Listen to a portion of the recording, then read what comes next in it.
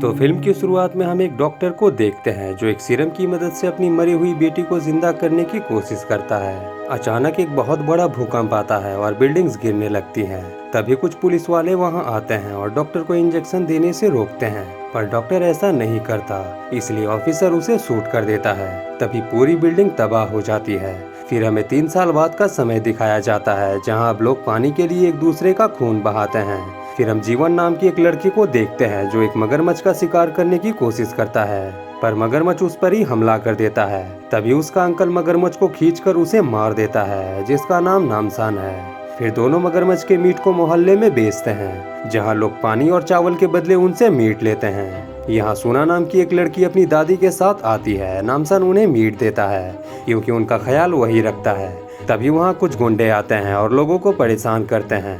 एक आदमी सोना को परेशान करता है, जिससे जीवन उससे लड़ने लगता है, पर वो सब मिलकर उसे पीटने लगते हैं। फिर वहाँ नामसान आता है और उसे बचाता है। फिर वो अकेले ही सबको पीट देता है। एक आदमी के पास से उसे साफ पानी मिलता है। वो उसे पूछता है कि तुम्हें ये पानी कहाँ से मिला।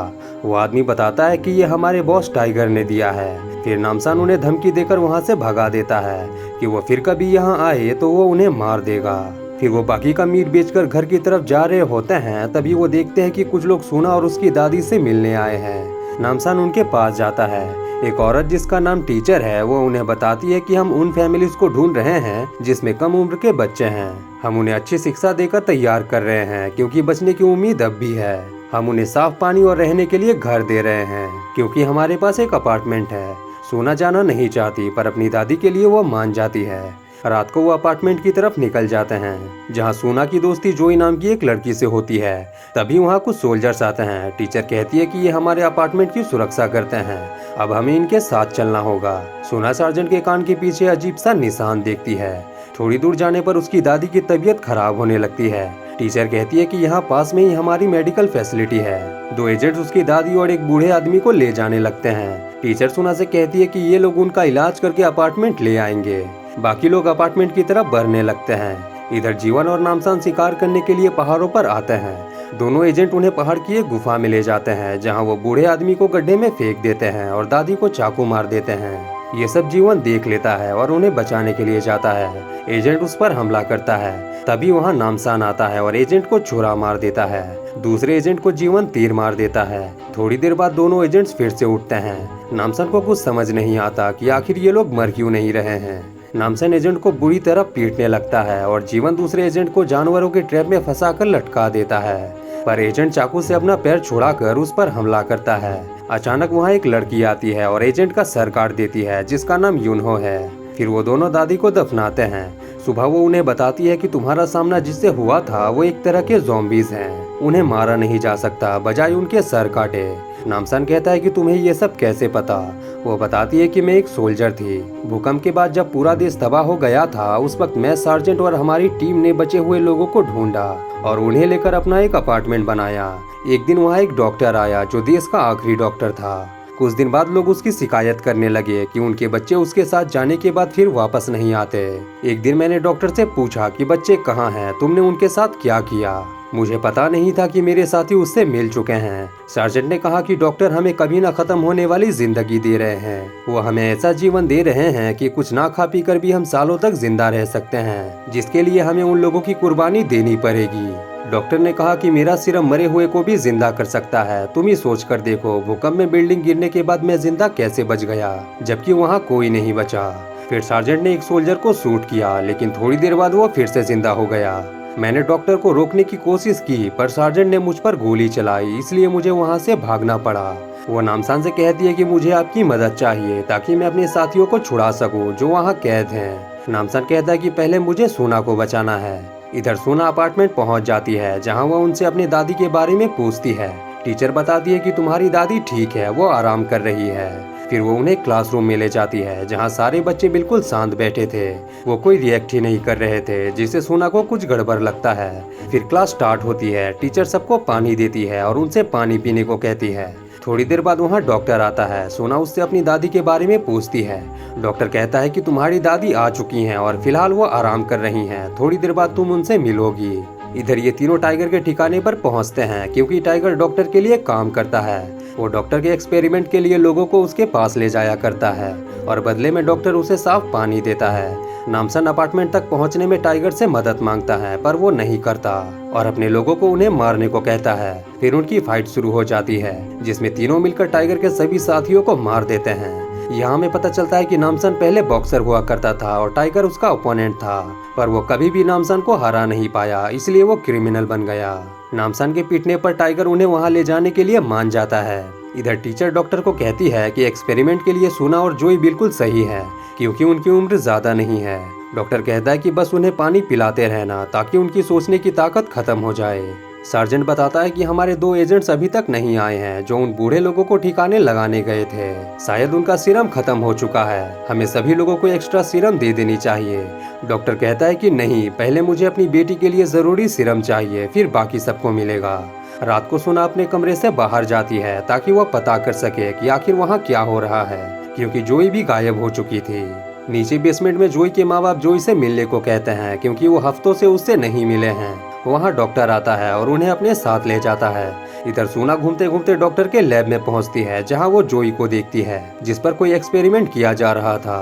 वो उसे छुड़ाने की कोशिश करती है, तभी वो किसी की आहट सुनती है और कबर्ड में छिप जाती है। डॉक्टर लैब में आता है। जोई के माँ बाप जोई की हालत देखकर पैनिक करने लगते हैं, इसलिए डॉक्टर उन्हें मार देता है। यहाँ हम उसकी बेटी को देखते हैं जिसका सिर्फ एक ही हिस्सा होता है, पर वो अभी भी जिंदा थी, उसका दिल धड़क रहा था। मतलब डॉक्टर बच्चों पर एक्सपेरिमेंट करके अपनी बेटी को पूरा कर रहा था।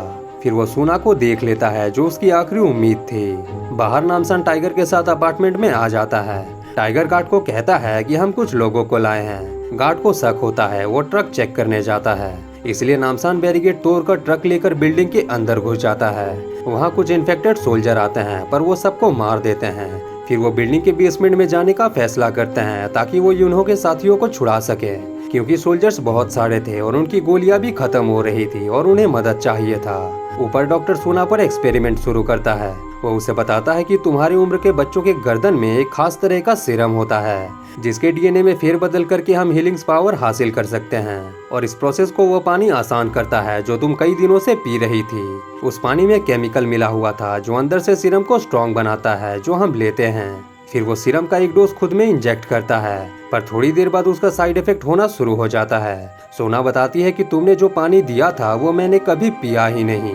नीचे वो तीनों बेसमेंट में जाते हैं। जीवन को शक होता है, वो बताता है कि यहाँ कोई गार्ड क्यों नहीं है।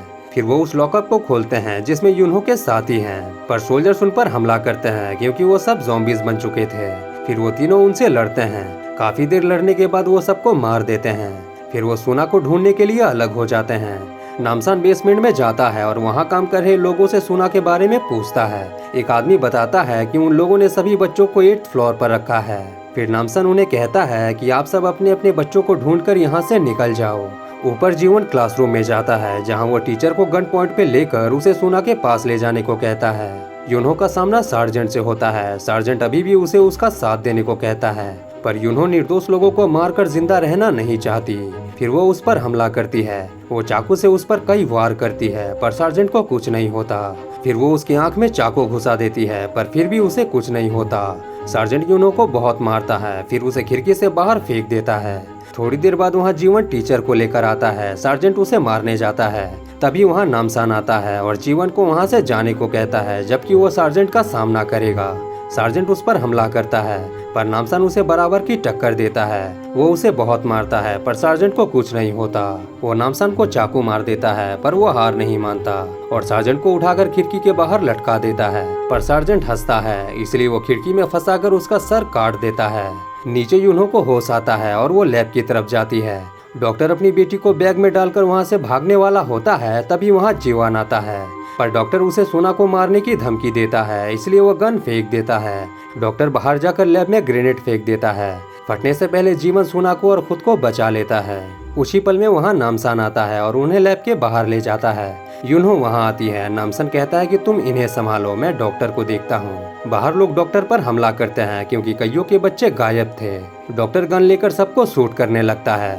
शांत होने पर वो देखता है कि उसने उस बैग पर भी गोली चला दी है जिसमें उसकी बेटी थी।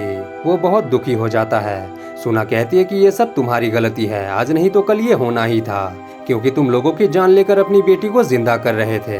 ये सुनकर डॉक्टर को गुस्सा आता है और वो उन्हें मारने वाला होता है। तभी नामसान उसे शूट कर देता है। डॉक्टर कहता है कि तुम लोगों ने सब बर्बाद कर दिया। फिर नामसान उसे हेडशॉट मारकर उसकी कहानी खत्म कर देता है। थोड़ी देर बाद वहाँ बारिश होने लगती है और वो लोग अपने घर लौट आते हैं और यहीं पर ये मूवी, ये कहानी ख़त्म हो जाती है। अगर वीडियो अच्छी लगी हो तो वीडियो को लाइक करें और आने वाली वीडियोस की अपडेट पाने के लिए चैनल को सब्सक्राइब करके बेल नोटिफिकेशन ज़रूर से ऑन कर लें। धन्यवाद।